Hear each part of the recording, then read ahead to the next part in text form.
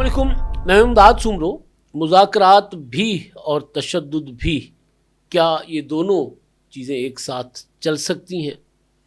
पुरअमन अवामी एहतजाज के ज़रिए दबाव बढ़ाकर मुतालबात मनवाना आइन और कानून के दायरे के अंदर रहकर, ये तो हर शहरी का हक है, मगर रोड ब्लॉक करके, सड़कों पर धरने दे के, फोर्सेस पर हमले करके और उसके बाद मुज़ाकरात के लिए अपील करना, क्या ये जायज़ अमल है? मैं बात कर रहा हूँ कश्मीर, आज़ाद कश्मीर की, जहाँ पर गुज़िश्ता एक माह से तकरीबन, बल्कि एक माह से भी ज़्यादा अरसा हो चुका हुआ है, कलअदम अवामी एक्शन कमेटी का धरना जारी है रावला कोट में। और कल वहाँ पर बदतरीन सूरत हाल पैदा हुई, जहाँ पर अब सरकारी तौर पर जो आदाद व शुमार सामने आ रहे हैं कि दो फोर्सेस के दो एहलकारों की शहादत समेत मजमूई तौर पर 10 इंसानी जानों का नुकसान हुआ, यानी 8 शहरी भी वहाँ पर अपनी जानों से गए। ये बाज़ाब्ता तौर पर सरकारी तौर पर इसकी तस्दीक कर दी गई है। लेकिन कल ही एक डेवलपमेंट ये हुई थी कि बिलावल भुट्टो जरदारी साहब पहुँचे थे मुजफ्फराबाद, और फिर बिलावल भुट्टो जरदारी साहब को कलअदम अवामी एक्शन कमेटी की कोर कमेटी ने एक ख़त लिखा, और वो ख़त था शिकवे शिकायत से भरपूर। उस ख़त में बिलावल भुट्टो जरदारी साहब को कहा गया था कि जो कश्मीरी अवाम की रियासत कश्मीर की हुकूमत से जो शिकायत हैं उनका वो अजाला करे। और उस ख़त में ये भी कहा गया कि वो ना पाकिस्तान के ख़िलाफ़ हैं और ना वो मुतालबात उनके कश्मीर की हुकूमत के अलावा किसी और से, लिहाजा कश्मीर में बिलावल भुट्टो जरदारी साहब की हुकूमत है, उनकी पार्टी की हुकूमत है, तो वो किरदार अदा करे। साथ साथ उन्होंने शुक्रिया भी अदा किया कौमी असम्बली में कश्मीर के मसले पर जो तकरीर की बिलावल भुट्टो जरदारी साहब ने। फिर आज बिलावल भुट्टो जरदारी साहब ने उस एक्शन कमेटी को जवाबी ख़त लिखा। ज़ाहिर है बिलावल भुट्टो जरदारी साहब ने जो ख़त लिखा उस पर तज्ज़िये भी होंगे, बिलावल भुट्टो जरदारी साहब पर तनकीद भी होगी, क्योंकि उन्होंने दोनों जो फ़रीक़ैन हैं, यानी वहाँ की जो फोर्सेस हैं कश्मीर में तैनात और जो मुजाहिरीन हैं, उन दोनों को कहा है कि वो रेस्ट्रेंट शो करे। लेकिन साथ साथ उन्होंने जो ऑफ़र की है एक्शन कमेटी को कि वो ट्रुथ एंड रिकन्सिलिएशन कमीशन बनवाने के लिए एक तजवीज़ दे रहे हैं, मुतालबा कर रहे हैं, अगर वो अपना उनको मंजूर है अवामी एक्शन कमेटी को तजवीज़ और ऑप्शन, तो फिर वो अपना एहतजाज ख़त्म कर दे, एहतजाज मौखर करे। और भी काफ़ी सारी बातें उसमें बिलावल भुट्टो जरदारी साहब ने की हैं, और आज उन्होंने खिताब भी किया था। एक जो उनकी पार्टी का इजलास था और उनका इंतखाबी मुहिम जो है आज़ाद कश्मीर को में जो 27 जुलाई को इंतखाबात होने जा रहे हैं, उनके लिए उनका बाज़ाब्ता शेड्यूल तक आ गया हुआ है 24 जुलाई तक का, यानी 24 जुलाई को उनका आखिरी जलसा होगा मुजफ्फराबाद में। अब जो वहाँ वाक़यात हो रहे हैं, ज़ाहिर हालात तो कोई अच्छे नहीं हैं, और मौलाना फजलुर रहमान साहब को भी पहले ख़त लिखा गया था अवामी एक्शन कमेटी की तरफ से, लेकिन और मुज़ाकरात में सालसी की उनको पेशकश की गई थी। जो बिलावल भुट्टो को ख़त लिखा गया उसके मैं चंद चीदा पॉइंट्स आपको बताता हूँ। फिर बिलावल भुट्टो जरदारी साहब ने जो तकरीर की और जो ख़त का जवाब दिया अवामी एक्शन कमेटी को, वो मैं आपके सामने रखता हूँ। ये जनाब ख़त लिखने वाले हैं कलअदम अवामी एक्शन कमेटी के सरदार उमर नज़ीर कश्मीरी, इम्तियाज़ असलम, ख्वाजा महरान अरशद एडवोकेट, सरदार अरबाब एडवोकेट, साद अंसारी एडवोकेट और राजा ग़ुलाम मुज्तबा।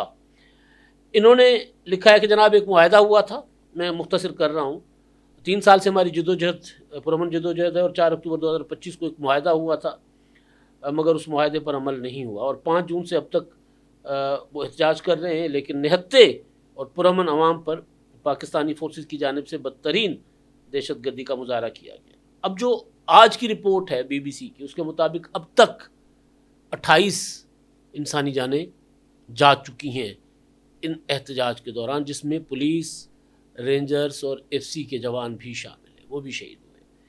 अच्छा, और गुज़िश्ता 34 दिनों से पुरअमन बैठे हैं, उन्होंने ये कहा, और 34 दिन के इंतज़ार के बाद 15 जुलाई यानी आज मुजफ्फराबाद की तरफ लॉन्ग मार्च शुरू किया जाएगा। जो लॉन्ग मार्च शुरू करने की इन्होंने जब ज़ाहिर कोशिश की, तो उस दौरान फिर रास्ते रोक दिए गए थे, सील किया गया था ये मैं आपको ख़बर दे रहा हूँ जो BBC की, मुजफ्फराबाद की तरफ जो रास्ते जा रहे थे रावला कोट से, और फिर रावला कोट शहर को भी सील किया गया। तो वहाँ पर 2 वाक़यात हुए, जिसमें 2 फोर्सेस के जवान, एक पुलिस का और एक اپنا رینجرز کا جوان شہید ہوئے، اور جو شہری جو ہے وہ بھی 8 شہری بھی اپنی جان سے گئے. کہ مولانا فضل الرحمان صاحب سے بھی ہم نے گزارش کی تھی، آپ کو بھی ہم کہہ رہے ہیں کہ حکومت نے جو معاہدہ کیا تھا اس پر عمل درآمد نہیں ہو رہا، اور ہمارے خلاف مقدمات درج ہوئے، یہ ہوا وہ ہوا سارا کچھ. اور آپ کا شکریہ کہ آپ نے قومی اسمبلی میں ہمارے لیے آواز بلند کی کشمیر کے مسئلے پر. اور اب ہم چاہتے ہیں کہ جو ہمیں ہمارے اوپر مقدمات ہیں وہ ختم کیے جائیں، جو نقصان ہوا ہے اس کا ازالہ کیا جائے. اور آپ کیونکہ آپ کی جماعت حکومت میں ہے تو بنیادی ذمہ داری آپ کی ہے، اور آپ کوئی کردار ادا کریں اس مسئلے کو حل کرنے کے لیے.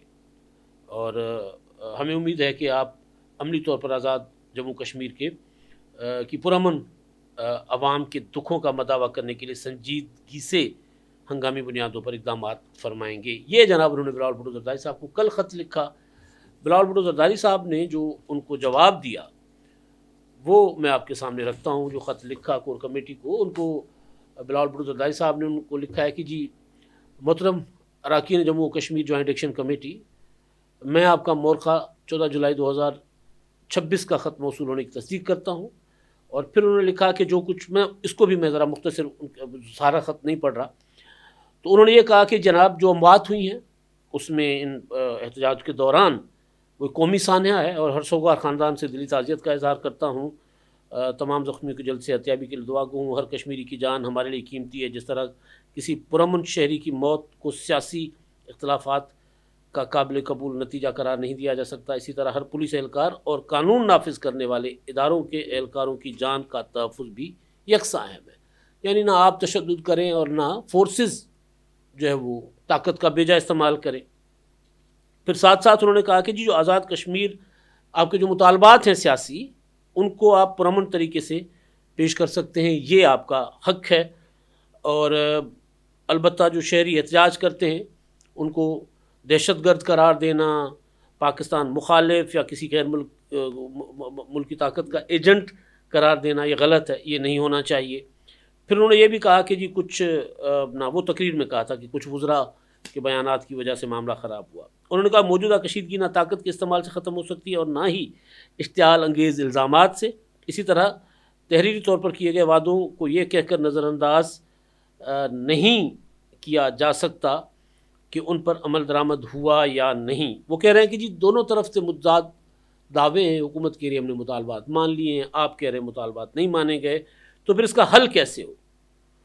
اور ساتھ ساتھ انہوں نے کہا کہ جی اپنا جو تنظیم پر آج پابندی کا عدم کیا گیا اس حوالے سے بھی متضاد دعوے ہیں، کیونکہ ظاہر ہے ادھر سے تشدد کی تو واضح اپنا چیزیں سامنے آ رہی ہیں، ویڈیوز بھی ہیں، کل کی ویڈیوز بھی منظر عام پر آئی ہیں. تو اس حوالے سے وہ کہہ رہے ہیں کہ جی آپ تو بھی دعویٰ کر رہے ہیں لیکن دوسری طرف بھی تو ریاست کی جو حکومت ہے یا فورسز ہیں ان کے سامنے بھی تو چیزیں ہیں نا. تو یہ متضاد جو الگ الگ چیزیں ہیں تو ان کا حل کیسے نکالا جائے. تو لہٰذا انہوں نے کہا کہ جی میں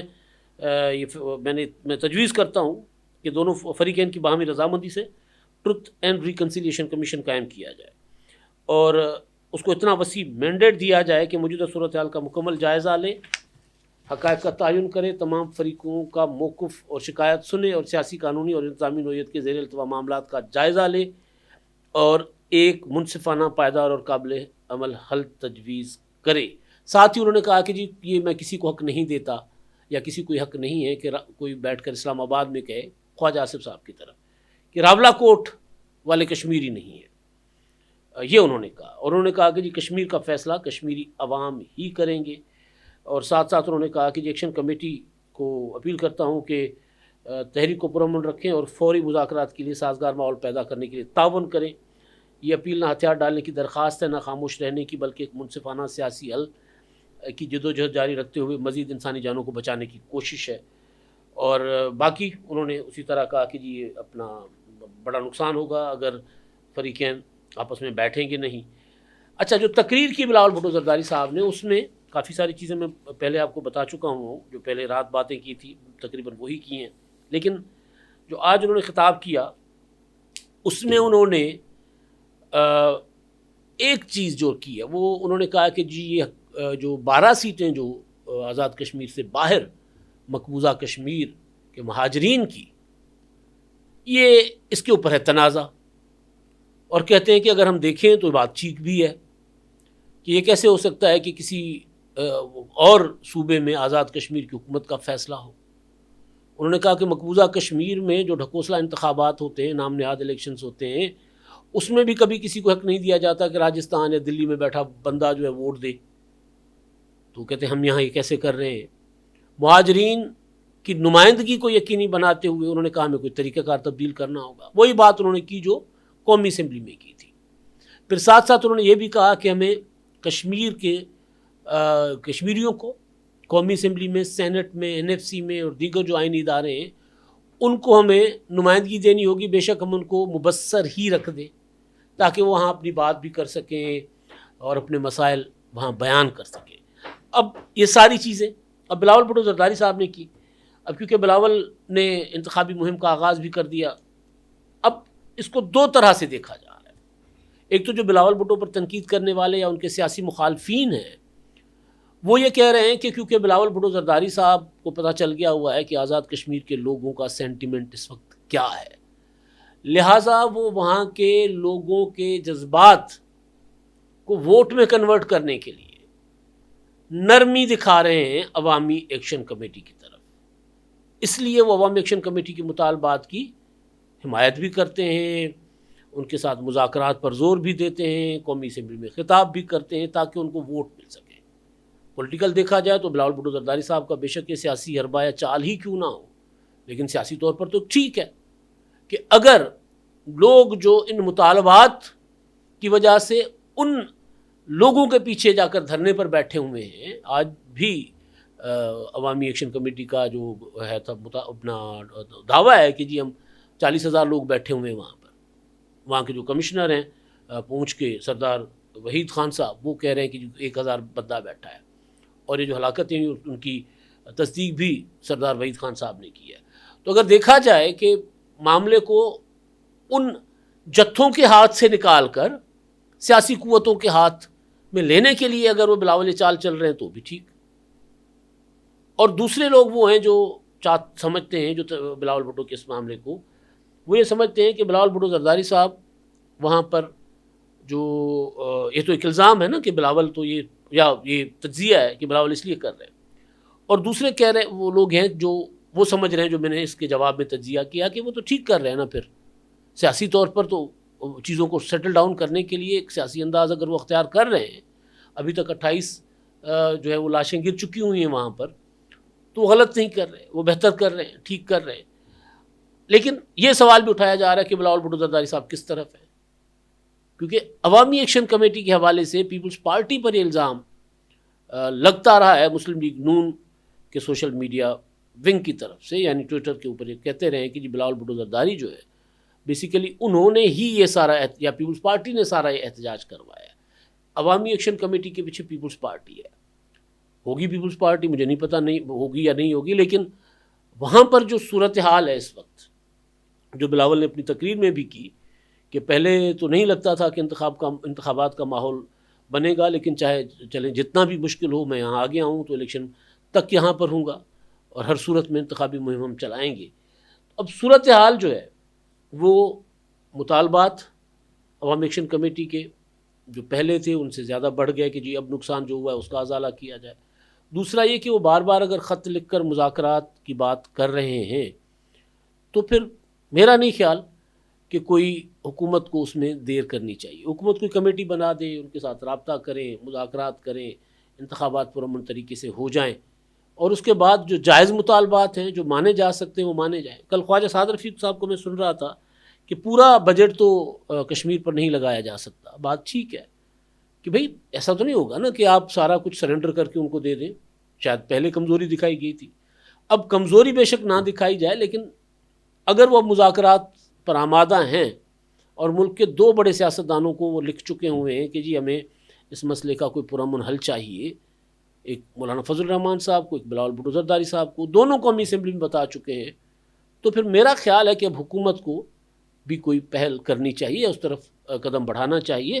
ان دونوں سیاستدانوں کو کہہ دیں کہ جی آپ ان کے ساتھ مذاکرات کریں، پتہ چل جائے گا کہ وہ جو کہا جاتا ہے کہ ہٹ درمی پر ہے، اور نظر بھی آتا ہے کہ عوامی ایکشن کمیٹی والے مطالبات ایک ان کے مانے جاتے ہیں تو دوسرے سامنے لے کر آ جاتے ہیں، تو وہ بھی ان کے سامنے ایکسپوز ہو جائے گا. لیکن بہرحال کوئی کمیٹی، کوئی کمیشن بننا چاہیے. بلاول بھٹو زرداری صاحب کے متعلق یہ سوال ضرور اٹھایا جاتا رہے گا کہ وہ کس کی طرف ہے. اب تک کے لیے اتنا ہی. اللہ حافظ. 999 کمیونیکیشن، ڈیجیٹل میڈیا اور یوٹیوب چینلز کی دنیا میں بڑی کامیابیاں سمیٹنے کے بعد اب ویب نیوز، ویب چینل اور یوٹیوب نیوز چینل کی طرف قدم بڑھا رہا ہے، جس کے لیے ہمیں ملک بھر میں رپورٹرز کی ضرورت ہے. خواہش مند حضرات و خواتین نیچے دیے گئے نمبر پر رابطہ کریں. What's app +92 309 1226 999.